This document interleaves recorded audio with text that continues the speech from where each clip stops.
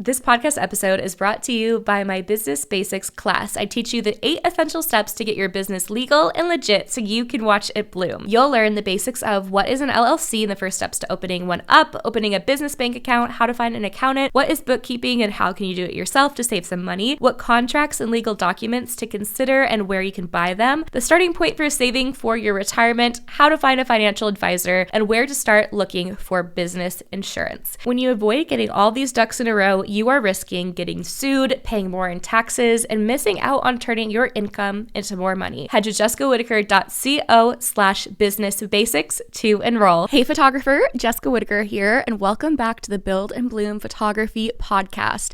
Today's episode, I am going to be talking about how starting fast will only set you back. In this day and age of having access to so many workshops, courses, masterminds, free video libraries like my own on YouTube, it can be really easy to compare your chapter 1 or your chapter 3 to somebody else's chapter 28. And when you pair that with the fact that we're living in this age of instant gratification, it can be very, very easy for us to want to go head on into running a photography business.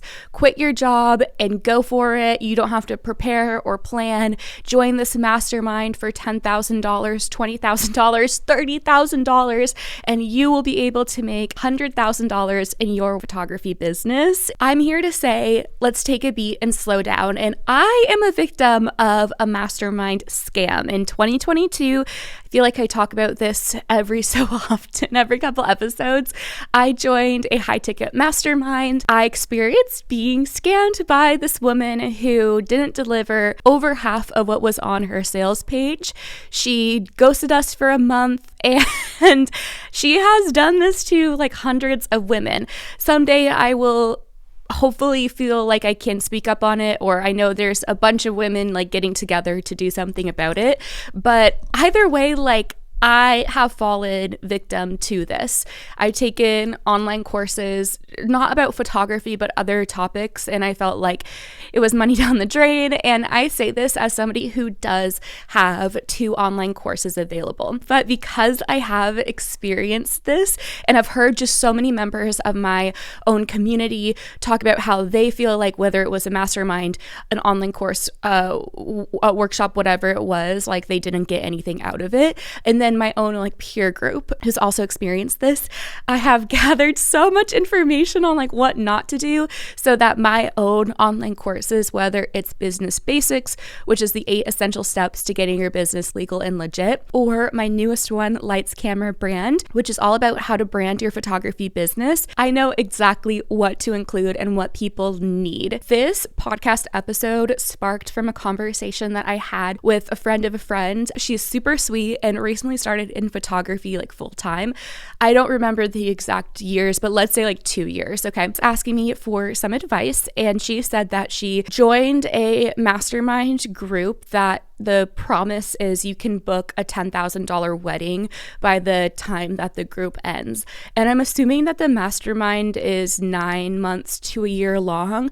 That's how long mine was supposed to be, was I believe 9 months, but again, she ghosted us for an entire month. Yes, I'm biased. I don't like masterminds unless it's something very specific like SEO, or one of my friends, she teaches a mastermind on getting into in-person sales specifically for maternity newborn photographers. Very different, actually, a curriculum. These are just like, this is like an ambiguous, the one I joined, well, kind of like it said what we were going to learn, and then we did. Anyway, so let's say her mastermind is a year, and I'm assuming it's a bit of a high ticket mastermind. So the goal is, through this, you will learn and set yourself up to book your first $10,000 wedding. And she loved what I had to say, and we're both Christian, and she's like, oh my gosh, I feel like the Holy Spirit just spoke to me through you. I feel so much relief, whatever. I told her, like, still do the mastermind. I don't know the woman who's running it. Like, I'm sure it's fine. I didn't really share my experience, even though that's like my favorite topic to talk about, is like how I'm a victim of this mastermind scam lady. It's so much focus, it seems like, on marketing herself. I told her, like, yes, you could book a $10,000 wedding, but most likely likely you're going to get stuck at that price if your skills don't develop. More so like developing the skills to be able to scale yourself so that you can book your $10,000 wedding in a couple of years, but you can scale it to be, as long as you're open to growth and to developing, to be 20,000, 30,000, but this looks so different. So we had been talking about in-person sales because, I learned it 2 months ago. And so now I'm like, you guys have to do it too, which is where you sell albums and wall art and prints. But the pricing for in-person sales is different than like shoot and burn, which is just the digital files. People are paying for a smaller number of images, like 10 images, and they're the ones to select it. So it's quality over quantity, whereas before I would be delivering like 100+ images in a gallery. I told her, first off, well, one of the main ways that you can get to $10,000 weddings, and if you're charging $10K, $8K for weddings, you need to incorporate albums into the packages, is I encouraged her, do in-person sales, start learning that. And the best way to do it is joining Sue Bryce's The Portrait System monthly membership. Sue Bryce is somebody that my mentor, Alina, introduced me to, and she is somebody that actually taught on Creative Live, and that's how I recognized her name, because when I was a sophomore in high school, I would be working, because I was poor, so if I wanted to have clothes, I had to make some money, I guess, for myself to pay for it. Relatable though. When I would be like packing orders, I would be listening to Creative Live, and I believe it was even on like my iPod, should be teaching on Creative Live. So I recognized her, I looked her up after Alina suggested her, and I fell in love with the way that she teaches, and I feel like she's amazing at explaining things and making it very like accessible. So I joined the Portrait System a couple of months ago, I believe in January, and that's how I learned everything about IPS. And at the time they were doing a sale, and I think I got it for like $20 a month, I believe, for a year. So I told her, first off, join the Portrait System and learn everything you can about in-person sales and start incorporating that already into your packages and like include albums and prints. Also, you can like upsell people on albums. Let's say you include an album and some wall art into your wedding package, but like the grandparents might want an album, and then that's both sets of grandparents and both sets of parents. I also think that, I promise this all ties together, I also believe that you need to learn artificial lighting if you're going to be doing like $10,000+ weddings, because you need to be able to shoot amazing images in any lighting condition throughout the day.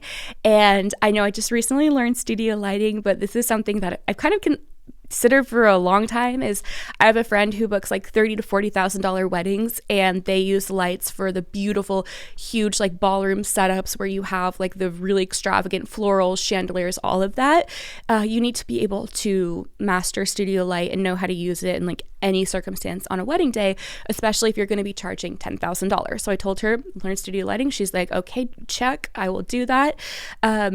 And the thing is, like, the mastermind coach isn't teaching any of that. She's teaching marketing, but it's not responsible in general. Okay, generally speaking, these kind of things are not responsible because it's not showing it's not showing you how to be sustainable. She's just showing you how to market yourself. She's not teaching you, like, if you're going to be doing a $10,000 wedding, you need to learn and master like posing, customer service, not just like how to market as a luxury photographer. And I feel like luxury is such a buzzword as well, and sometimes it's like 10K equals luxury, but if the experience and like the posing and the composition of the images isn't up to par, it's not luxury, right? So she has beautiful photos, but I told her there's a couple things that she could improve on when it comes to like the posing, for instance. And I was just kind of surprised that, like, okay, this is editing me, and I want to clarify something. Of course, this person is not going to teach studio lighting and posing if it's essentially a marketing mastermind. Like, that doesn't make sense. But I think it's irresponsible to just tell people that they don't need to develop their skills and learn these different techniques for lighting situations and to improve their posing, and instead just taking them on as a client because they want that $10,000 mastermind student or whatever. It would have more, I'm not saying like this person doesn't have integrity. or that mastermind coaches don't have integrity, but it would show integrity to be like, hey, right now you just started photography 2 years ago, and later in the podcast I share that this person's only shot 5 weddings total. I don't think that all 5 were her own weddings.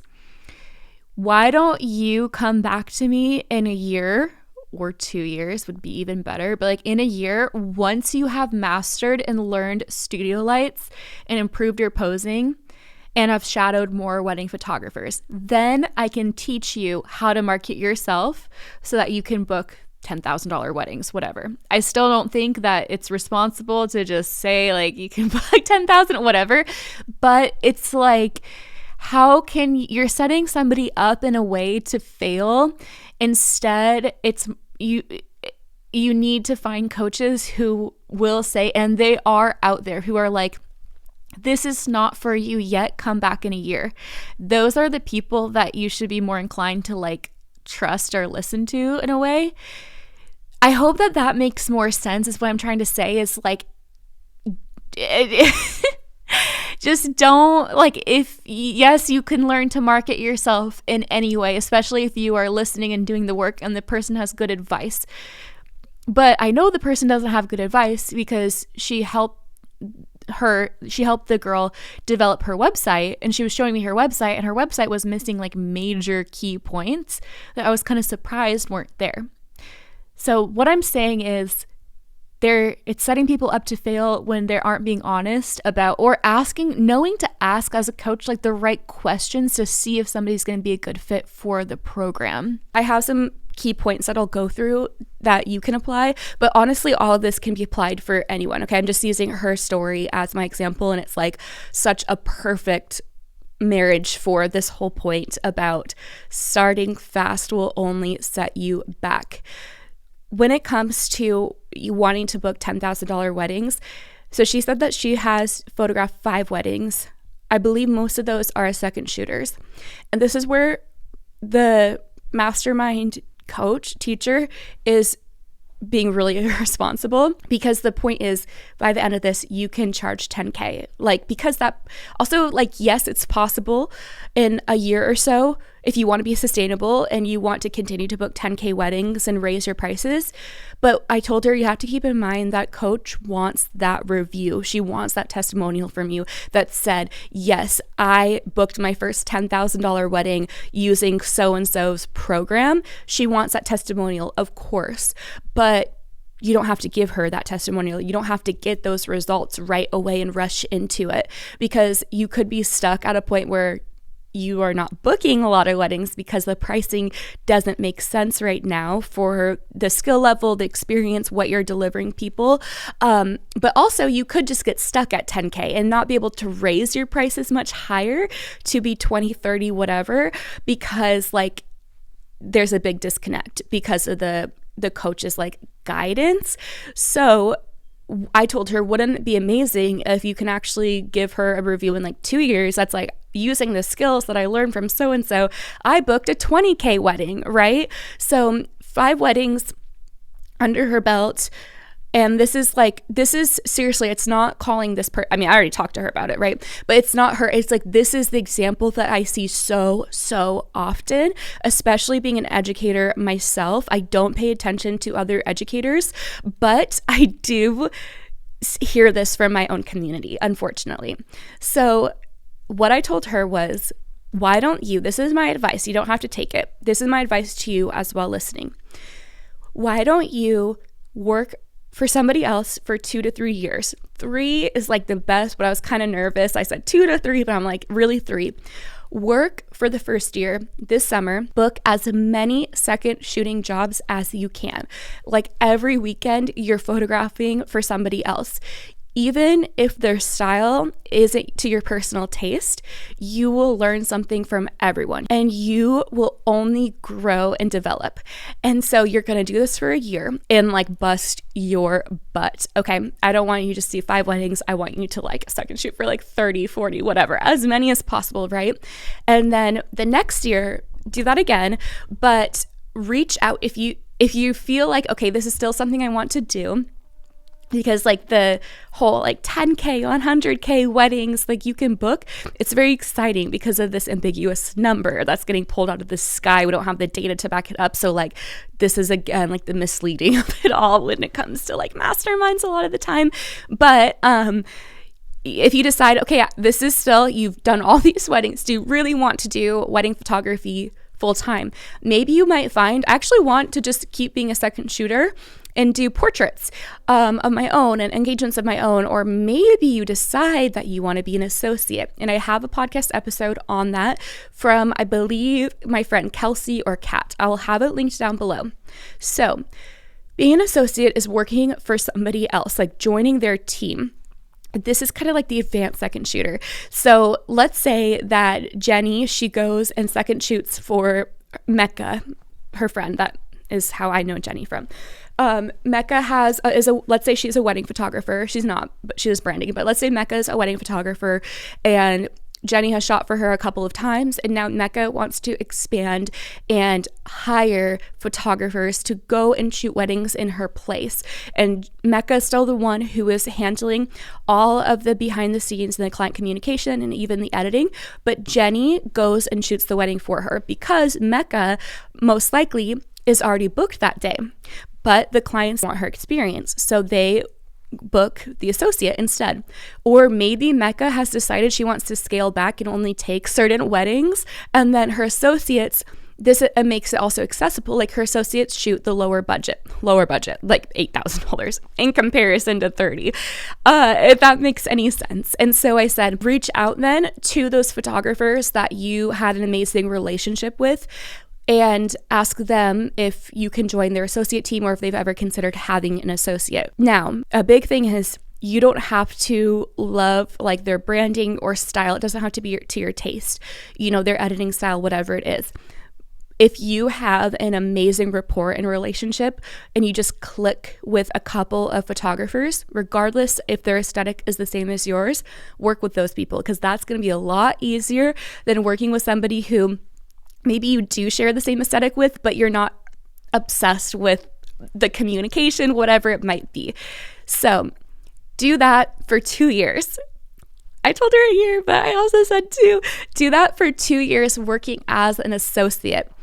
Then in the last year, you can start booking your weddings, not $10,000 maybe, depending on, your skill set, whatever it is, but then start booking your own weddings. Of course, you could be booking your own weddings throughout this time as well, and there'll be like a lower price wedding, let's say, because you're still working and developing. But I really encourage, do as many second shooting, work for as many other people as you can, so that by the time it comes to year 3, and I know this is like the whole, we live in a society instant gratification era that it just is so countercultural to, but by the time that you have 3 years of experience under your belt, the relationships that you are going to build, the opportunities that will come your way. She said, I really want to shoot on a beach in Mexico like I see so-and-so do. And I'm like, great.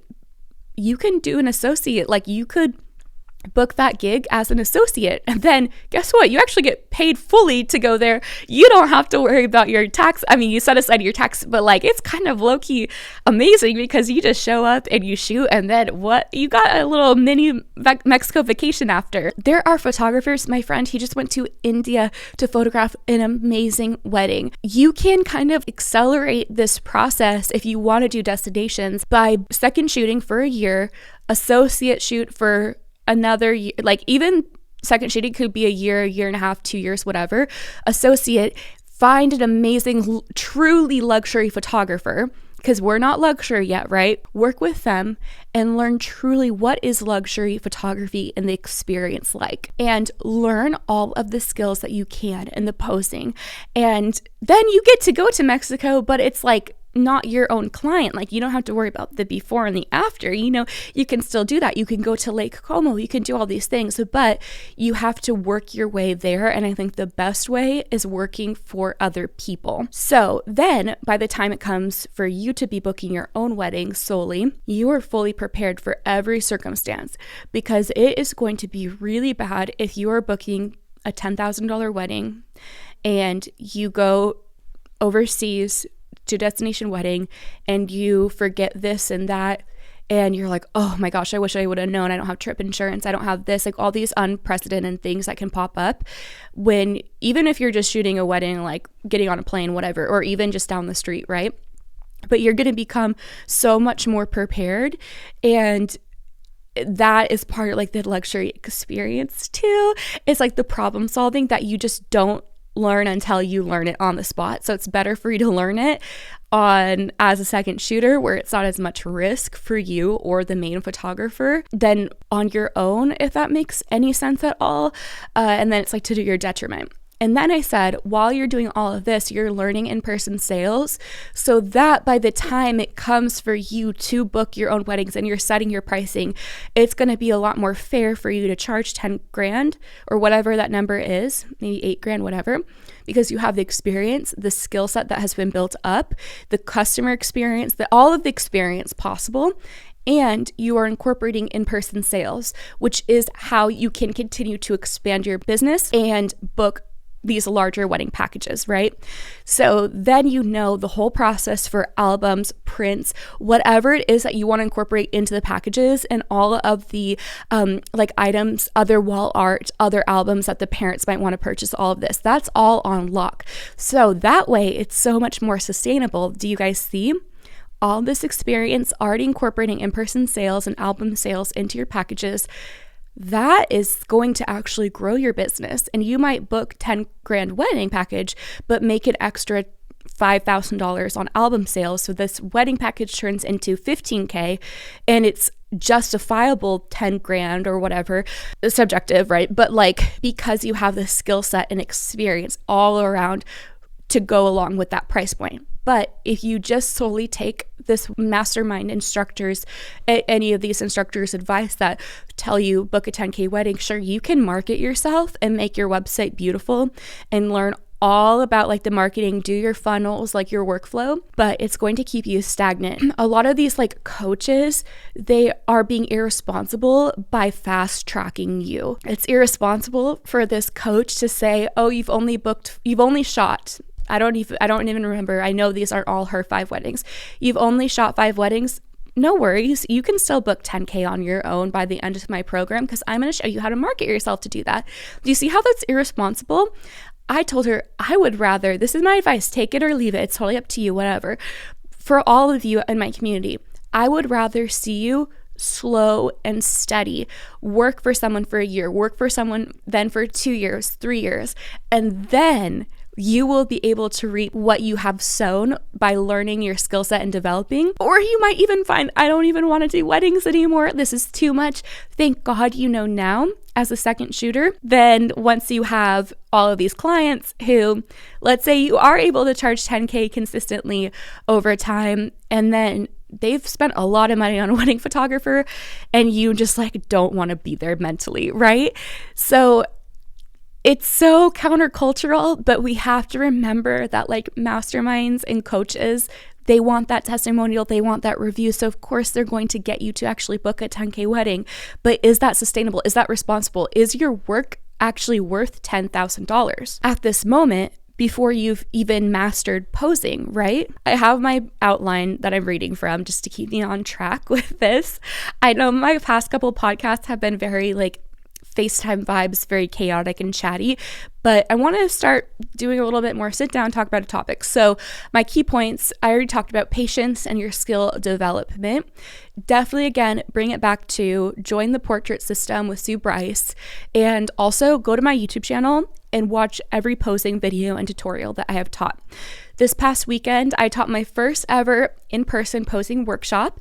Every single month, I host a totally free women in photography, build and bloom women in photography networking group. We have done, actually my mentor, Alina, who taught me in-person sales. She's taught in-person sales, how to get started. We've taught lighting before, and then I just taught posing. And then next month is going to be an intro to branding. And then June is going to be like a 6-month check-in, but I taught posing. And I got so much feedback from people being like, oh my gosh, how have I never learned this before? I watched so many videos and tutorials, but why is this the first time I've ever really learned how to pose hands? I have all of this available for free on my YouTube channel. youtube.com/Jessica Whitaker. Watch every posting video. I do want to start making individual like posting Instagram reels where I'm posing and just showing the before and after. But I recommend I have one up there that is like posing sitting down, posing the hands, couple posing mistakes. Watch all of those. Again, it's totally free. I've been teaching on YouTube for 10 years. It's a goldmine of resources. So then we talked about sustainable growth, starting with a strong foundation. Even if it takes 2 to 3 years to build, it allows for gradual, sustainable price increases. Okay, the third one, this is what we talked about for a long time, was avoiding the comparison trap. So when you're focusing on other photographers' success, it is misleading for your own journey. You need to prioritize personal growth. And the best way to do this is limit your use on social media. I have done a podcast episode on this before. I've talked about it on multiple other photography podcasts. I've done a YouTube video on it. I will have these resources linked down below. This needs to be the next video or podcast that you watch, is how to unchain yourself from your phone so that you can grow your photography business. How many of us have scrolled through Instagram and we see somebody just went to Ireland for a wedding? Oh my gosh, like I wish that could be me. Like she said this, like I see that this person goes to Mexico and books like these amazing beach weddings. Like I want that to be me. That can all be you, but we can't compare ourselves to this other person. You don't know if the person who went to Ireland is actually making money from that wedding, which like is totally up to them. And I'm not faulting anybody who does this, but you don't know if that person is just having their travel expenses covered and they're shooting the wedding for free to build their own portfolio. But you see it as, oh my gosh, this paying client sought them out, probably is booking their highest price plus covering all of their expenses. Their portfolio got them here, but they're still building their own portfolio, right? Or you don't know if these people you're seeing who are booking weddings all the time are working with these quality clients. Are they booking difficult clients? Are they burning themselves out with the amount of weddings that they're booking? Is it sustainable? You don't know that, but your brain convinces yourself that you know everything and all these people's individual circumstances and bookings, and that you are behind when you could be comparing yourself to their chapter 30 or maybe their chapter 3. It could be a facade, right? You don't know the actual circumstances of why they're booking this client or how they booked them. So to you, it might look like chapter 30, they've traveled to Ireland, all of their expenses are paid, but in reality, it could be chapter 3, oh my gosh, it's my first or second destination wedding, and I want to build out my portfolio, just cover my travel expenses or whatever it might be, right? So do you see how it's so pointless to create these scenarios in your head and compare yourself to others who we don't even know what circumstance they're in? Focus on yourself. Focus on growing and developing your skills. It will take minimum 2 years, but I suggest 3. And I know that's so scary because it's like, well, let me just take another paid online course and I'll learn how to jumpstart all of this and like cut the learning curve. There's some things though, like that you can't cut the learning curve from when you've only photographed, like you've just started photography. You can only learn things from experience. And if you're wanting to book these high ticket clients, you will not be able to continue booking them if you don't have the experience to keep it up and to keep delivering an amazing customer experience. Anyway, listen to the podcast episode on how to unchain yourself from the phone. It will be the best thing that you do this year. I promise. Number 4, it's a bit redundant. I've basically already said this at the beginning, is be critical of superficial success. Do your due diligence for anyone that you are going to pay money for, and be wary and be critical of their own work. Like, do you want to learn from this person? So I want you to look at the way that they pose their clients. I want you to look into their technical skills if it's relevant to what you're learning. I just feel like there's so much information that's available to us, and there's so much available for free too, that it's like, learn all the free stuff and be really, really smart about where you're spending your money, and do your due diligence to research this person's actual testimonials. Of course, you can find them on their own sales page, but if you're spending like $10,000, $5,000 for a mastermind, reach out to previous students and get their honest opinion. Lastly is quieting your ego. One of the most important but overlooked parts of building a sustainable photography business is learning to quiet your ego and humble yourself. It is so easy to get caught up in the rush to appear successful, the rush of I need to charge high rates and landing your dream clients. But sometimes those dream clients don't exist until you have built up your business, your customer service, your workflow, maybe even your team. Like, you need to have an amazing rotation of a couple of second shooters who also can live up to your standard that you've developed yourself to. Those dream clients, they don't exist yet, but let's work on getting there. But we have to work with all types of clients. I'm not saying low budget or red flag clients, but if there's a wedding that somebody is asking you to book and you want the money, you need the money, and let's say it's like a barn wedding and you are going for more, I only want to book like garden weddings. But if you need the cash and you want the experience, why not take the barn wedding? Remember, you don't have to use every photo in your portfolio either. But maybe that turns into, oh my gosh, like now I'm the go-to barn wedding photographer. But I'm enjoying the cash and I can deliver the experience. Okay, period. And then you can do your own style. Oh, styled shoots. Paid styled shoots are a whole other topic that we can talk about another time. The point is, don't limit yourself to what your ideal dream client is, because they don't exist until you build the skill set. How many times can I still say skill set in this episode? Until you build that up to be able to achieve those dream clients, right? And especially when social media bombards us with people's highlight reels. Chasing validation is only going to hinder you truly growing. Humbling yourself means recognizing where you are right now and being okay with that. It's knowing that assisting other photographers and second shooting for a few years, or charging lower rates while you hone in your skills. Maybe you're not going to book the $10,000 wedding. That's not realistic right now for the long-term growth, as we've discussed.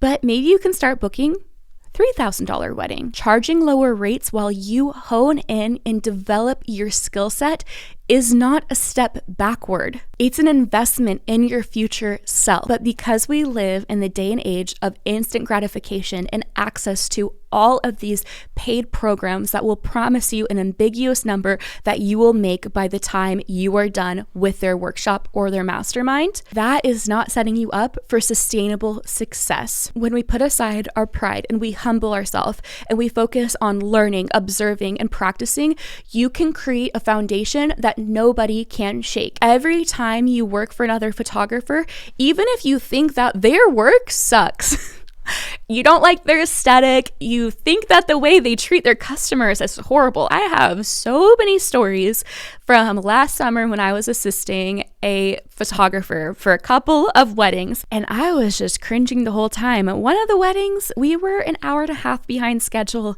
because of him. But guess what? I'm 15 years in and I'm learning this is the things that I would do differently, and I'm low-key judging a little bit because I think it's like not cool to the client to do all those things, but I'm learning like what would I do differently, and like how can I make this a learning experience for myself. You can always learn something from someone that you are working with, even if you don't agree with anything that they are doing. We need to know how to work on those situations, and that's part of like the experience and why we should be working with multiple photographers over time before, so that we can reduce the chance of that happening to ourselves in that $10,000 wedding. And I know to some this is tough love, but it's what you need to hear so that you can set yourself up truly for success, so that photography isn't just a flash in the pan for a year or two and you burn out and you feel like I can't even book, like I spent all this money on this mastermind and I can't even book like 3 weddings with you.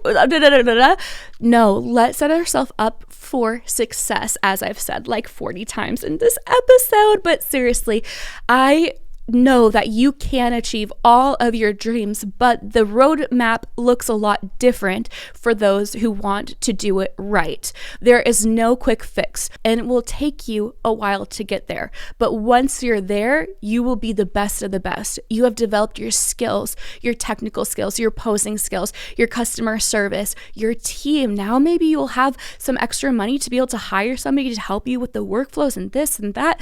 You're setting yourself up for success, but starting fast will only set you back. I believe in you and I believe in your business. Thank you so much for listening to the Build and Bloom Photography Podcast. This podcast episode is brought to you by my Business Basics class. I teach you the 8 essential steps to get your business legal and legit so you can watch it bloom. You'll learn the basics of what is an LLC and the first steps to opening one up, opening a business bank account, how to find an accountant, what is bookkeeping and how can you do it yourself to save some money, what contracts and legal documents to consider and where you can buy them, the starting point for saving for your retirement, how to find a financial advisor, and where to start looking for business insurance. When you avoid getting all these ducks in a row, you are risking getting sued, paying more in taxes, and missing out on turning your income into more money. Head to jessicawhitaker.co/businessbasics to enroll.